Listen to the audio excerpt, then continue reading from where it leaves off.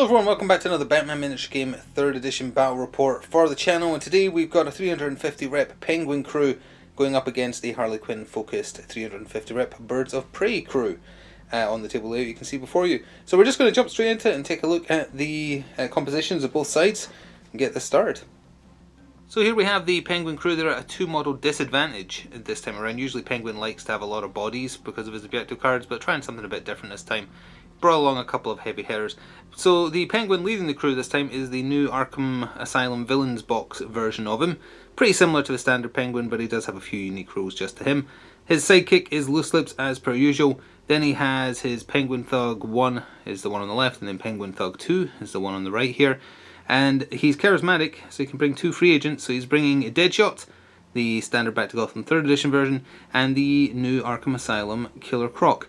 Now that fills most of the funding thanks to all the guns present, but there was a little left over for upgrades, so let me just check here. Penguin Thug 1 in the yellow puffer jacket thing there, he's been given a radio, and courtesy of the Iceberg Lounge, he's been given neurotropic drugs to give him +2 movement and access to the dodge special rule, but that is it. The rest of it went on guns and free agents. So there is a massive 8 miniatures in the Birds of Prey crew, being led by the Roller Derby Harley Quinn, and her 4 Roller Derby thugs are also coming along. So one with a gas grenade launcher, one with a flamethrower, one that's just kind of like a beat stick, and then one with a hockey stick. He also has the only upgrade bought from funding because there's a lot of guns present here too. He's been given a grapple gun. But we also have at the back there, well, we have Bloodsport, so it's going to be Bloodsport versus Deadshot, which is quite fun. We have not the Suicide Squad version of Polka Dot Man. This is the version that came out before. He's pretty tanky, and he can buff nearby units, take dice away from attacks hitting them and so on, and can repair. And we also have Joe Chill. This was a pre-order bonus miniature for the Back to Gotham box set. I think it's been made eternal already, but he was just a bonus miniature, but he's not. He's just like a standard thug, really, with a special rule if Batman takes him out. But yeah, just he's filling space here to fill out the crew. So here we are at deployment. The Penguin crew is to your left, the Birds of Prey crew are to your right. The Birds of Prey crew are taking first activation, and Penguin's crew have 2 passes if they choose to use them. Let's take a look at where everyone is and who has Audacity, then we'll go over the one objective card being played as the game starts in Phase 1. So down here we have Bloodsport and Harley Quinn, both with Audacity, and they're next to the gas launcher Roller Derby Thug. The flamethrower one is right there. We have Polka Dot Man here, with Audacity. The hockey stick thug is also there with Audacity. Then over here we have Joe Chill and the big thug next to the Batmobile without Audacity. And as you might see, there's a great danger over there. For Penguin's crew, the Arkham Asylum Killer Croc has deployed in base to base with a sewer marker, as he's allowed to do that thanks to Lord of the Sewers, or Amphibious, one of the two. He has Audacity for them. And if we just come around here, we have Loose Lips next to the Penguin. Loose Lips didn't have Audacity. Penguin does though. Deadshot does as well. He started base to base with that sewer marker there. And then over here is Penguin Thugs 1 and 2. And the one with the very, very dangerous gun is with Audacity. So you might notice there was an event marker in the corner of that building there. That is because a Phase 1 is played by the Birds of Prey. It is ironically Area 2. But the gist of it is, the opponent places an event marker in contact with the tallest scenery element, which is this. And then if at the end of a turn the Birds of Prey have more models on the scenery element, and within 4 it will score the card. So just getting to it on the road doesn't count. You have to actually be on it. So up on this platform is what we're going to count, but you'd have to be right in the corner to be within 4 of it. So harder than it might sound for both sides, honestly, like to either stop the score or to get the score. But that is in play, and with that we're jumping into Battle Round 1. The Roller Derby Thug with the grenade launcher got the game started, no Audacity, but right next to Harley, and just used that Inspired Manipulate to put down a suspect marker behind the van there, trying to use as much of it as possible for cover. Before that though, when she started her activation, I Work Best Alone was played on her. We've seen this a bunch now. Played on the character, whenever they put a suspect marker down, you put a number on this card. At the end of the turn you roll a die, and if it matches one of the numbers you put on the card, it scores for 2. And a 4 is being put on this for that model. So somewhat surprisingly, the Penguin crew did not use one of their passes and did an activation. Penguin Thug 1, the guy in the yellow jacket, activated without Audacity, nowhere close to Penguin. He simply moved up his 8 inches, but the important part of it was, during his activation, profitable negotiation was put into play, hopefully in focus as well. During a felling model's activation, look at your opponent's hand, choose a when to play stage 3 objective card, and return it to their hand. If it doesn't score, score this card. So a no protection needed was selected, which does not have any chance of scoring in turn 1 really, because it would require 3 KO'd opponents on the Penguin crew for Birds of Prey to score, or if they lose somebody 2 instead, it's not going to score, so that profitable negotiation is going to score at the end of the turn. Birds of Prey activated the hockey-wielding roller derby thug next with Audacity, so he used that to activate the grapple gun he'd been bought from funding, giving him a total of, I think it was 16 movement. He shot up and over. He is under the tent right in there, which is a bit hard to see, but he is under there, and that does put him within 4 of the event marker for Area 2 as well. During his turn, 2 resource points were spent on Confusion to do the resource point cost. Pick another friendly model, move them 3 inches. Bloodsport was moved up 3 inches right there. Still not making use of those passes, the Penguin crew activated Loose Lips, who has one of the boys in the radio, but he was right next to Penguin anyway. He moved up, but there is a lamppost there, so to be cautious, he is hiding behind the barrels and crates and whatnot there, which would give him cover if he's shot at least. And he put down a suspect marker using the free Inspired Manipulate. Well, the eagle-eyed amongst you might notice there's an extra Audacity marker all of a sudden. Well, that's because Harley herself activated for her crew and immediately used her special action for the Harley Quinn show, where you discard a card from your hand, and then based on the type you discard, she can give a bonus to someone who has the Harley Quinn keyword within 8. So she discarded a Pretty Birds, which is the cog type there, which means she can take an Audacity marker from a friendly model that has been used and give it to someone with the Harlequin, or Harlequin rather, keyword within 8, and put it to its unused side. So the one that was used by the hockey roller derby thug has now been given to the flamethrower one and can be used again. It's essentially giving her 5 Audacity markers, which is very nice. For the rest of her actions, she used her movement 12 inches, didn't even need it all, to get up to here to hide behind cover and put down a suspect marker. Oh, it goes without saying as per usual though, but if adaptable is not mentioned, presume that it is defense, because it's the best option most of the time, especially when they're already fast. So her defense is +1 from that. So the Penguin himself decided to activate and moved up. He didn't go his full 8 inches, he just went up enough that Harley was within 8 inches and the grenade launcher thug behind the truck there was, at the time, within 12. And from where he was, he then played his unique card, My House, My Rules. So you target an enemy model within 8 of your boss, mark it in some way. Every time that model places a suspect marker, inflicts KO or removes a model as a casualty, place 2 blood markers on this card, and if it ever has 5, you score it for 3. You can also spend them to do stuff down here while it's in play, and that's played on Harley. So if Harley does any of that stuff, that card will start picking up. The special thing about this version of the Penguin is he has Mr. Freeze's cryo gun, which is a reference to the Arkham City video game. So he was going to use that, but when he completed his move, he was going to shoot her because he could see her clearly rather from over there. She opted to use fast to move backwards too, which you can do after any model finishes an action, and that put her out of 12, so some dice would be removed. So instead of firing his cryo gun, well, the stolen cryo gun, Penguin opted to put down a suspect marker instead. Joe Chill activated and decided to take advantage of the fact that Killer Croc has yet to do anything by running away. He activated, moved his 8 inches back here into base to base with a sewer marker, didn't have Audacity, nowhere near Harley, so he didn't do anything else with his turn. By the way, if you're curious why not activate someone to like just shoot at Penguin while he's there in the open, Penguin, he's got protected from his umbrella permanently, so that means he permanently counts as being in cover. He's small, so he counts as +1 defense against shooting attacks, and that version of Penguin has a ballistic vest, or a bulletproof vest rather. So it's not as easy as you might think to get some shots. Not impossible, of course, it is possible a lucky roll will just get him, but didn't seem that worth it yet. Well, still not using any of those passes, Killer Croc decided to activate and made use of his full plethora of abilities. So using Amphibious, he can enter a sewer marker and not need to spend a Manipulate, just in general. So he did that. He also used a special action for Sewer Assault, giving him 2 free efforts and +1 to his attack dice rolls this turn. And he has another one called Sewer Ambush, I think it's called, can't quite remember offhand. But basically when he pops out a sewer, which he did down here, he can either make a free Manipulate or a free attack action, and that still frees up his tactical action in general because he hasn't used it to enter a sewer marker. So he put down a suspect marker using that free Manipulate, scoring This Is Mine, the first actual scored card of the game. A friendly model places a suspect in the enemy deployment zone, and there are more friendly suspects than enemy suspect markers. It's 3-2 with the placement of that one. So that scores.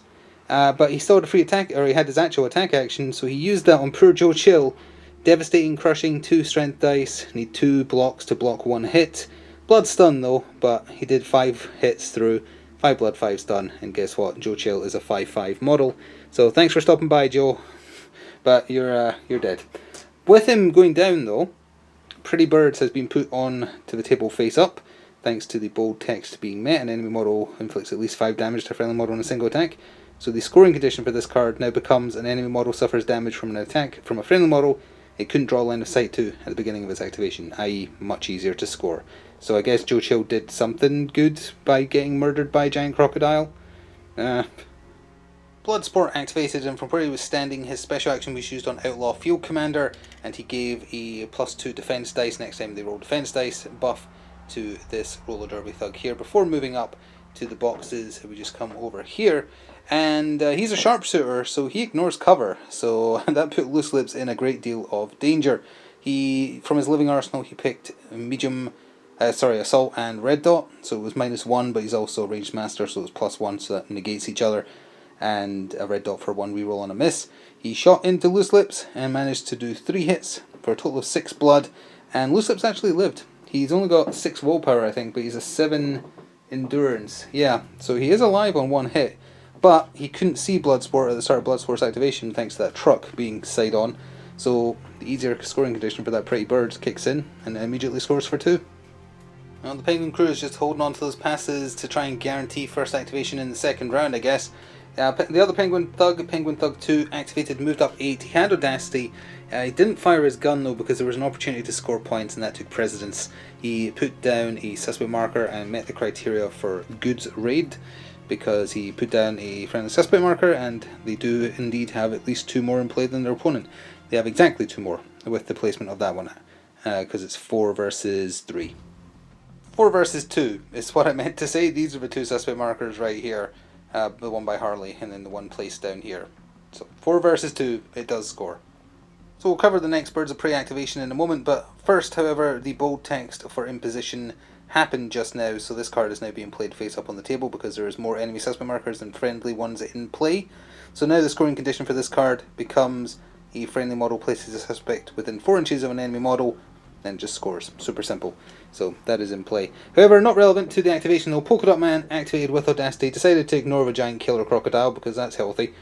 He can kind of fly around on his big dot, so he moved his 10 inches up and over onto here, and has put down a suspect marker right in the middle of the map, roughly speaking.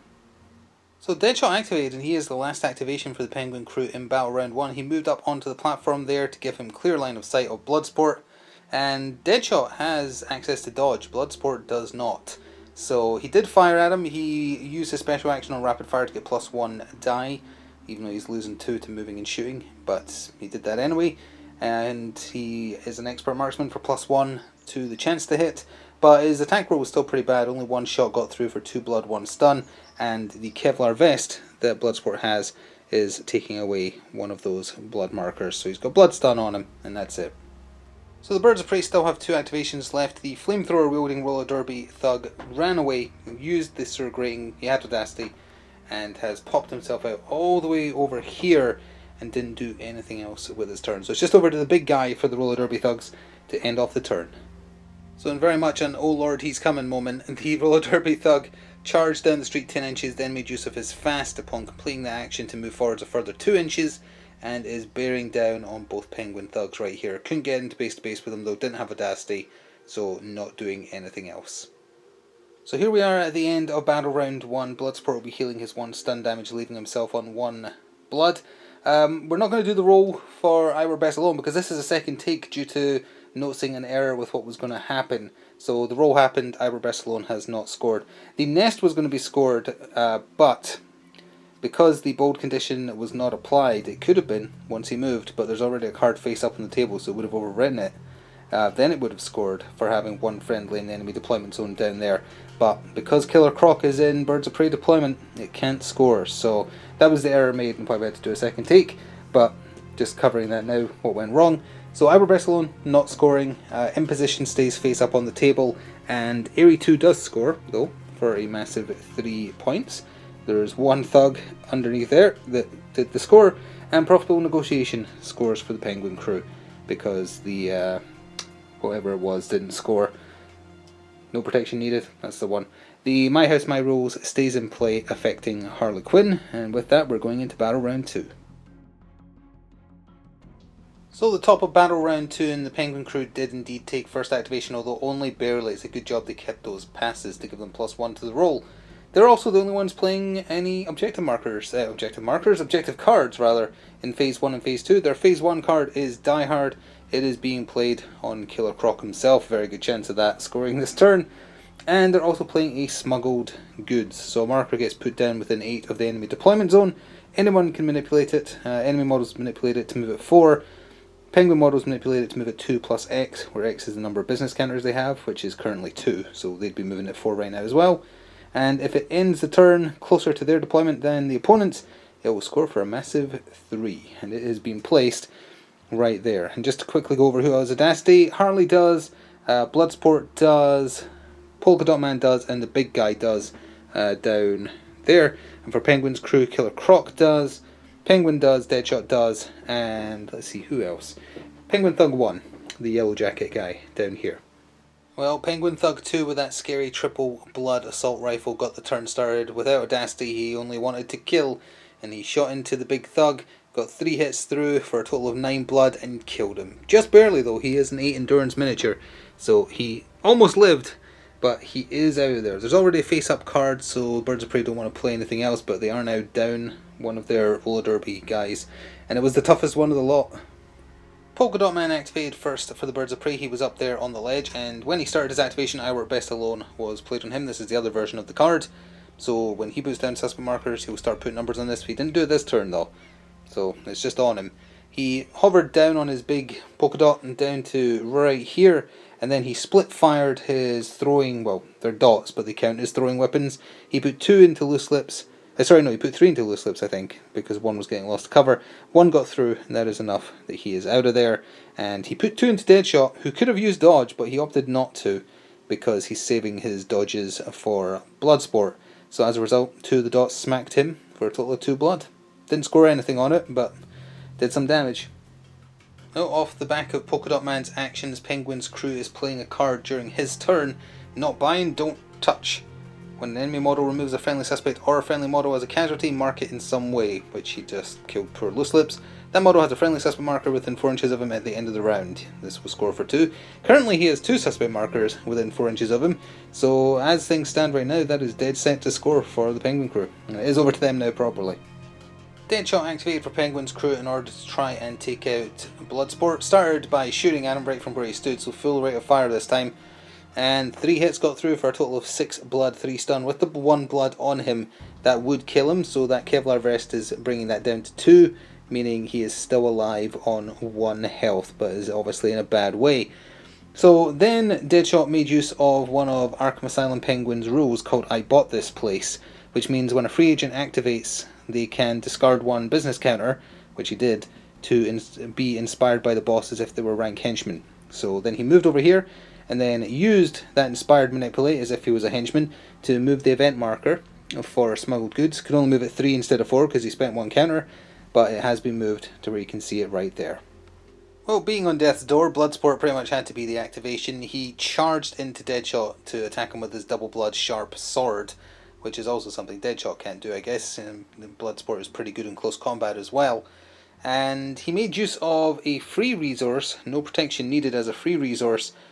While one of your models makes an effort while attacking, a friendly model within 4 receives those stun markers instead. So Harley took the 2 stun markers he was able to do thanks to his accumulated damage, and then Deadshot did 3, so he was losing a die overall, but still doing, 4 dice or 3 dice? 3 dice got through, all said and done, although I believe one of them was blocked. And it did 6 blood. With the 2 blood he took from Polka Dot Man earlier in the turn, Deadshot does go down. So he might be barely hanging on to life, but Bloodsport was able to get something done. And he also used his special action again for Outlaw Field Commander and gave Harley 2 attack dice the next time she attacks someone. Penguin activated, and before moving he used his umbrella cannon. He's got a couple of rounds of ammo for that, and then a couple of rounds of ammo for the Mr. Freeze gun he's got. He fired the triple blood umbrella cannon right into Bloodsport's gut. He can make one of those go away thanks to his Kevlar vest, but obviously not enough. So he is out of there. You can see him standing triumphant over Deadshot just to get blown away by a cannon lodged inside an umbrella. Pretty cinematic and very Batman-y, but either way, Penguin then moved up, and he's a handyman, so he gets a free manipulate or an extra manipulate, and he used that to move the marker 4 inches. And it was back to 4 because they got one business counter when Deadshot died. So Harley Quinn herself activated and kind of sped past the Penguin. Penguin is out on his own over here now, he is in danger. But not this turn, anyway. She went past him in order to put down a suspect marker to meet the easier scoring criteria for the imposition that was face up on the table, so that has now scored for 2 for putting a suspect marker within 4 of an enemy model, so that's scored. And then she used the Harley Quinn show to once again get rid of a Pretty Birds, that cog type one, which meant that she could pick this Harley Quinn, Harley roller derby rather, thug over here, and give it the spent Audacity from Polka Dot Man and unspend it so he can use it as well. And that is it for her turn. She moved, she put down a suspect marker, she didn't use her special action, I don't think there's anything she needs to do with it, so that's it. Oh sorry, she did use her special action. Harley Quinn show is a special action, it's not just a trait she can use. Killer Croc activated and had a few options for what he could do. He opted to just move up a little bit, not even his full movement. Still within, barely, thanks to his big base, the deployment zone of where the Birds of Prey started. He put down another suspect marker, he did have Audacity, and scored another This Is Mine, because with the placement of that suspect marker, it is 5 suspect markers to the Penguin crew, 4 to the Birds of Prey. So they do have more. So it has scored for 2. He is still counting there as being in it as well, which is annoying for the Birds of Prey. The Birds of Prey are having a very frustrating time trying to cycle their hand, by the way. Anyway, they've still got the 2 Penguin thugs, or one of them at least, to activate. Birds of Prey still have 2 of the roller derby thugs. 3 actually. The hockey stick wielding roller derby thug activated. He was underneath the canopy there. No Audacity, he hopped down, he has enough movement to not take fall damage, and he just kind of positioned himself there. He used his fast to get put behind the rocks. Also during his turn, when he finished that action, Harley used her fast to get moved back to right to here, and then during his turn the nest was put into play, because again it's a phase 3 card, but it won't score until the end of the recount phase if there are more friendlies in the enemy deployment zone than vice versa. Currently Killer Croc is the only one in the Birds of Prey deployment, and thanks to Harley moving back with her fast, there's currently 3 in the Penguin deployment. So last activation of Battle Round 2 for the Penguin crew was Penguin Thug 1 with Audacity. He came over here and used, well, it says he's using a machete. He's very clearly modelled with a knife, but he's using a machete. He attacked the hockey stick wielding roller derby thug. They each efforted once. It's only single blood, and he actually did very well with his roll, as you can see, because he did 3 blood to him. Now, regardless of what happened there, he is now also back in his deployment, and during his turn, he put another profitable negotiation into play, the only other one. And once again, no protection needed was selected as the tier 3. It's not going to score, so profitable negotiation is basically a dead cert. I can't see any way of stopping it. But there is still 2 activations for the Birds of Prey to cover real quick. One with Audacity down here, and then one without up at the top end of the table. So we'll try and resolve that and take us to the end of the round. Alright, so we resolved those 2 activations. The roller derby thug down here just moved 10 inches around the truck here, then used fast to move a further 2, just trying to get away from Killer Croc. The flamethrower wielding one, however, moved up 10, used them to attack the dangerous Penguin Thug 2, got him for 1 blood, 1 stun, set him on fire, and because he landed that hit, or I don't think he even needs to land a hit, but the weapon he used has motion 3, so after he uses it, he's pushed 3 inches, pushed himself back into the deployment zone. A little awkward being in the corner here, but put him where he needed to be to score some cards. So let's go to scoring on that subject. So then in Battle Round 2, there's no KO checks or anything because everyone's just killing each other. So we're just going to scoring, and we'll start with the Birds of Prey, I guess, because if they roll a 4, they score a card. It's a 3, so it does not score, and the other Iowa Breastbone has no numbers on it yet because Polka Dot Man didn't put down any suspect markers. Oh, on that note, when Harley put down that suspect marker, it put 2 blood markers on my house, my rules. Not enough to score, but just mentioning it on camera. For the Birds of Prey, the nest does score. They have 3 models in the enemy deployment zone, and only Killer Croc for the Penguin crew is in their one. So it does score for a massive 3, but Penguin's crew in the final phase here scored a bunch. Die Hard for them scored, Killer Croc is totally fine. The profitable negotiation scores, because no protection needed, didn't. The Not Buy and Don't Touch scores because of Polka Dot Man having 2 suspect markers within 4 of them, not even just 1. And Smuggled Goods also scores because the marker is closer to the Penguin deployment than it is Birds of Prey. So that scores, and they, well, that will disappear now as well, and they cleaned up that round. They are way out in front now. Both sides are losing numbers though, so it's just down to the Birds of Prey just trying to fix their hand and get some cards out of it so that they can start scoring more. But let's go into Battle Round 3. So we're at the top of Battle Round 3, and the Penguin crew has been reduced to 4 models, so they all have Audacity. It's Penguin, Killer Croc, and then the 2 Penguin Thugs. The Harley crew has 5 models left. Everybody except the hockey stick roller derby guy has Audacity over there. There's only 1 card being played this turn. It's a Phase 2 by Penguin's crew. It's another Smuggled Goods, so that's why that event marker is right there. And the Birds of Prey have snatched first activations, so it will be over to them as we get started. The roller derby thug with the flamethrower activated to get things started. I forgot to mention, but at the end of the turn, the one that he set on fire takes 1 additional blood, because you have to move, otherwise in the recount phase you take it, and he'd already activated, so he's done, or he did take damage, I should say. He's not done. He's at 2 out of his 5 endurance. Anyway, he put down a suspect marker which is just within 4 of said on fire thug, scoring an imposition because they do have at least 4 suspect markers elsewhere on the table. He then moved ever so slightly, just did that for reasons. He hasn't made use of his fast yet, and because he's on fire he has to do a movement action, so there's not an immediate danger of taking a full load of damage. He could still move and fire and roll 2 dice, which could pay out 6 damage in total, which would be enough to kill him actually, but we'll see how it plays out. The Penguin activated for his crew and cracked out that Mr. Freeze cryogun to shoot into Polka Dot Man, who does have power armor for 1 less die, and also he can make efforts to ignore damage, but let's cover the damage first. So he got 2 hits through, wasn't a great roll, for a total of 4 blood, 2 stun, and then 1 extra blood because it has exposure on it, so 1 extra damage for every hit beyond the first. And with that damage, Polka Dot Man can take efforts to get rid of 2, so he's going to stun himself for 1 more stun to remove that, so he's actually taken 3 stun, 3 blood just to even it out. For the rest of Penguin's turn, he moved over here, then used Handyman to manipulate the event marker for Smuggled Goods, and moved it over there, not in base to base with Polka Dot Man. He's not getting a free manipulate. He's going to have to walk into it if he wants to move it back. Harley was up next for her crew, and she put into play another nest card, which we've already talked about a lot, so that is now in play. And then she moved over into this combat over here, and then used the Harley Quinn show special action to get rid of no protection needed. It's just been a hindrance the entire game, and that means that a Harley Quinn model within 8 can do a free attack. So she made this one do an attack, and he managed to knock out the Penguin Thug. She was there with her tactical action unused to back him up if need be. As it turns out, she wasn't required. She isn't doing anything with her tactical action. She's holding on to it. She doesn't want to put down a suspect marker, so that's it for her. Killer Croc removed the suspect marker he put down last turn in order to turn it into viable commodities loot. Safe to say that's in safe hands, so very unlikely that's going to be removed from them, especially with Bloodshot gone. So he's holding on to the loot for Penguin's crew. He then just moved up next to the man paying his bills and is waiting there menacingly. The roller derby thug that Harley gave a free attack action to activated proper and played as a resource the Nest, which I don't know if we've seen on camera before.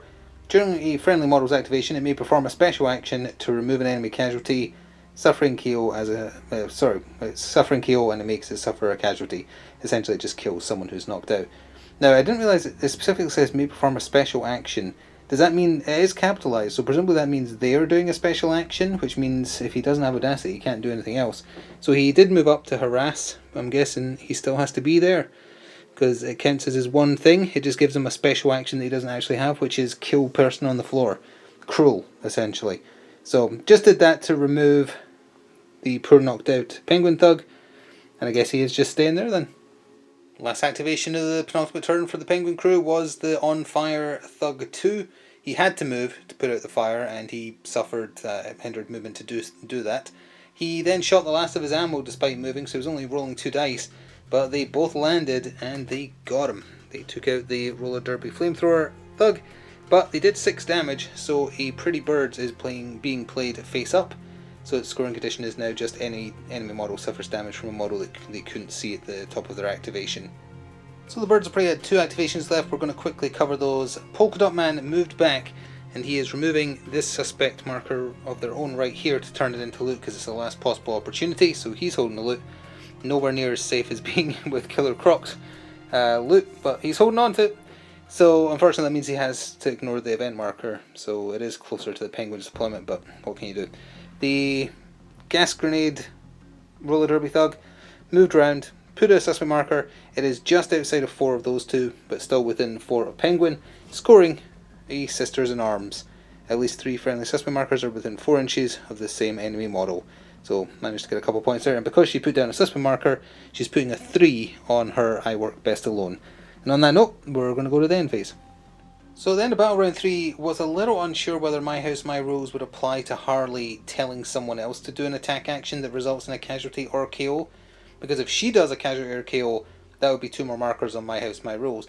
But she commanded someone else to do it and it counts as their attack action, so presumably it does not, and that's how we're going to play it, but it may be wrong. But anyway, no wake up checks because the one person who was knocked out got annihilated by resource card play. The nest, on that note, the one in play that is, scores for 3 for the Birds of Prey. They have their valuable commodities in play. Oh, we need a die though, because we need to see, and we need a couple of things actually. First of all, does the thug score with I Work Best Alone? She does not, sadly. And then we also have to do a 3+ for Polka Dot Man. He heals 1 extra damage, thanks to his auto repair roll. For the Penguin crew, My House My Rules is still in play, valuable commodities is still in play, and the smuggled goods scores. So they both broke even at a 3 there. That event marker goes away, and we go to the final turn. Dawn of the final day, top of Battle Round 4, and there is 1 card being played by each side. Everyone who's on the table has Audacity. There's 4 for Harley, 3 for Penguin. Phase 1 card, the Die Hard for Birds of Prey is being played. It's being played on the hockey stick roller derby thug next to Harley because she's away, or he's away from Croc and Penguin, and the one with the deadly gun has no ammo left, so he's relatively safe. Penguin's mostly just getting this out of hand. He's playing a territory fight. It's a bit late in the game to be drawing this. It's very unlikely he's going to control the majority of 18 by 18 quadrants on the table, but hey, it's in play. So with that, it is the Penguin's crew going first unless they choose to pass. Killer Croc was up first for Penguin's crew. He charged forwards 8 inches, and unfortunately for Polka Dot Man, he has range 2, or reach 2, sorry, which gives him 2 extra inches for his melee attack, so he does not need to be in base to base. He efforted 3 times, Polka Dot Man did not. Still also died for the power armor, though, but all said and done, 3 hits for 3 blood, 3 stun, and with the damage Polka Dot Man had on him already, he is out of there, which means, oh actually, I was going to say he automatically picks up the loot, but no he wouldn't because he isn't in base to base, so the loot he dropped will just be on the floor then. It still means no one for the Birds of Prey are holding it, but that does mean that Harley or someone might be able to go over there and nab it real quick. So it is on the floor. It currently would not score as a result, but there is actually a chance. Didn't score anything on killing Polka Dot Man, was just trying to get rid of the loot holder. So Harley activated to run round the corner here to pick up the loot, which she did. This is still sitting here to remind me to mention on camera, when Killer Croc killed Polka Dot Man, he's a cannibal so he eats them, so he healed 1 extra of that stun back. Harley has reach on her baseball bat, actually does she? Well either way, she could have used fast to get into base to base, so it doesn't really matter. She took a swing at him, she efforted 3 times, he efforted nothing. He's got tough skin, so -1 to his strength die, plus it can be blocked like it was a normal attack. 2 hits got through, however, Huge ignores 2 of that, so she didn't do great, she only did 2 stun to him. And irrelevant of how that went, though, during her turn, she just played Sisters in Arms. She technically could have played this during Killer Croc's turn. It's still true. There's still 3 suspect markers around Penguin who hasn't activated, so it just scores. So with nothing left he can really do to influence things, Penguin just pulled back to try and get to a bit of safety here, and is just ending his turn there, and that is their game done. So it's just down to whether or not this roller derby thug or this one can do anything to help the Birds of Prey score anything, and that'll take us to the end of the game. And there's only one thing one of them can do to score 1 more card. This one can move back here, reveal this, and reveal the suspect marker that was on the box that looks like it was put down to score a confusion, and that's the last thing they can do. By the way, forgot that Harley should have had 2 extra attack dice from the buff that Bloodsport gave her. It wouldn't really make a difference even if she did knock out Killer Croc. It wouldn't score any cards or anything like that. If anything, it might accidentally put a Penguin one into play. So it's probably best that didn't happen. So that confusion card is the only one scored in play. We're now going to go to the final end phase and cover all the cards in play for both sides. So at the end of the game, let's see if at the last second the one Iwer Best Alone with numbers on it does anything. Nope. So that means both Iwer Best Alones don't score. The Pretty Birds that was face up on the table does not score. The Die Hard does, so that's scored for them. And their Valuable Commodities does, because Harley snatched it up after Polka Dot Man dropped it. So they're getting 5. My House, My Rules does not score. It never reached 5 markers. Territory Fight does not, with where everybody left their turns off. Their Valuable Commodities, however, does. So they score 3 in this turn. Not a great turn for the Penguin crew. The last turn was, though. So with that, let's go see the final scores and who's won. So here's our 2 score piles, Valuable Commodities on the top of each. Let's start with the left, which is the Penguin. So that is 6, 7, 8, 9, 10, 11, 12, 13, 14, 15, 16, 17, 18, 19, 20, 21, 22, 23. A little low, but still might be enough. So that is 23 playing 5, 6, 7, 8, 9, 10, 11, 12, 13, 14, 15, 16, 17, 18, 19, 20, 21. Oh, 22, 23, 24, 25, 26. Never mind. I thought the Penguin had that, but the Birds of Prey were actually the winners. It was pretty close. A lot of violence this time as well. Both sides losing people left, right, and centre. Killer Croc did well. He was mostly relegated to scoring. This is mine. He could have scored one more, but he opted to grab the loot instead because it was in such safe hands with him, and that would be worth 3 as opposed to 2. But by that point, after that, Penguin couldn't score the last one because Birds of Prey had put way too many suspect markers down compared to what was left for them. So that 2 points still wouldn't have made a difference, I think, because it was 23 versus 26. So either way, it still wouldn't have been quite enough. And that is going to do it for this time. Thank you very much for watching. We'll see you in the future for more, I hope. Night Models just showed off the entirety of the Scarecrow crew that we all guessed it was coming, and indeed it was. It looks really good, and I'm very interested to see how their full deck works. They showed off, I think, 17 of the 20 cards, plus maybe bonus ones for a mechanic they have at the point of this being recorded anyway. So looking forward to seeing how that all work, and the models look great. But anyway, thank you very much for watching. Please do remember to show your support, and if you want to go above and beyond, consider becoming a channel member or pressing the thanks button. It helps out a lot and is reinvested in the channel. Enjoy the rest of your day, and see you next time. It's ta for now.